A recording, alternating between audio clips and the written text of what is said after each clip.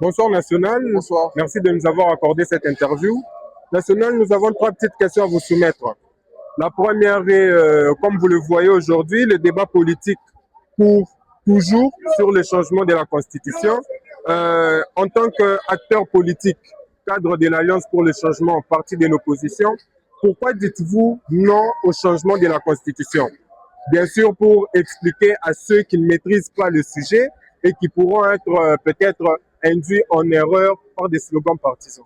Merci beaucoup, camarade. Je pense que la République démocratique du Congo n'a pas un problème de texte. Le problème, ce sont des gens qui ne veulent pas se conformer au texte. Vous voyez? Et d'ailleurs, on ne peut pas changer la Constitution parce que nulle part dans la Constitution, c'est mentionné qu'on doit changer la Constitution. Non, nous pouvons réviser la Constitution. Mais est-ce que le moment est opportun pour modifier la Constitution? Parce que déjà, si vous lisez l'article 219 de la Constitution, ça dit clairement qu'on ne peut pas modifier la Constitution pendant l'état de guerre, pendant l'état de siège. Alors, au stade actuel, il y a un état de siège qui a été décrété dans notre pays. Jusqu'à présent, on n'a pas encore levé ça. Donc, je ne vois pas l'opportunité qu'on puisse aujourd'hui changer la Constitution. Donc, dans notre pays, on n'a pas de problème de texte. Donc, les gens doivent se conformer au texte. Je pense que c'est ça.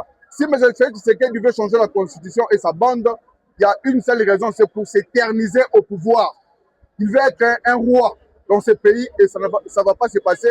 Et nous, le peuple, nous allons nous référer à l'article 64 qui dit que tout Congolais a le devoir de faire échec à tout individu ou groupe d'individus qui veut prendre le pouvoir par la force. Merci beaucoup, National. Vous avez soulevé l'article 64. Nous rappelons que le parti Alliance pour le changement fait partie du bloc de l'opposition de l'Alliance de la C64. Toujours dans votre casquette d'acteur politique de l'opposition, précisément de la C64, quel message souhaiterez-vous transmettre au président de la République à travers cette mobilisation du 8 juillet 2026? Non, mais moi, je ne lancerai pas le message au président de la République, plutôt aux jeunes et aux membres de la C64 de se mobiliser pour faire échec au projet machiavélique qu'a ce régime en place. Mais ce fait, Tshisekedi a failli à sa mission. Et nous, la jeunesse du Congo, nous devons nous mobiliser massivement pour sortir dans les rues pour faire échec au projet machiavélique qu'a ce régime. En fait, sur la marche, pourquoi vous, donc, quand vous organisez la marche, quel est le message que vous voulez transmettre au président de la République à travers cette marche-là? Non, le président de la République doit comprendre qu'on ne peut pas gérer un pays comme si on gérait sa maison. C'est-à-dire qu'aujourd'hui, nous devons nous mettre ensemble pour émerger le pays. Donc, le président de la République, M. Tshisekedi, doit comprendre qu'il doit impérativement convoquer un dialogue inclusif autour d'une table, quand nous puissions réfléchir république. Parce que notre dénominateur commun, c'est le Congo. Ce n'est pas Félix Tshisekedi, ce n'est pas le régime, ce n'est pas l'opposition, c'est le Congo d'abord. Alors, pour que le Congo aille de l'avant, j'estime que nous devons nous mettre ensemble pour réfléchir sur l'avenir du Congo. Merci beaucoup, National. Ma dernière question. En tant que président honoraire de la Ligue des jeunes de votre parti, aujourd'hui, quel appel pourrez-vous lancer aux jeunes Congolais? Bon, c'est la prise de conscience.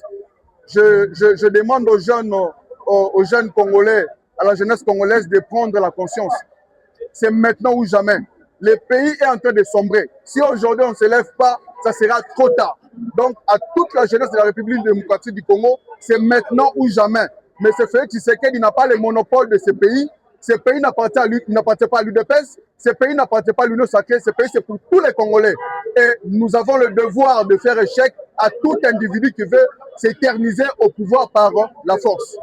Merci beaucoup, National. Vos réponses ont été très constructives. Nous vous inviterons prochainement à un nouveau numéro. C'est moi qui vous remercie. Merci.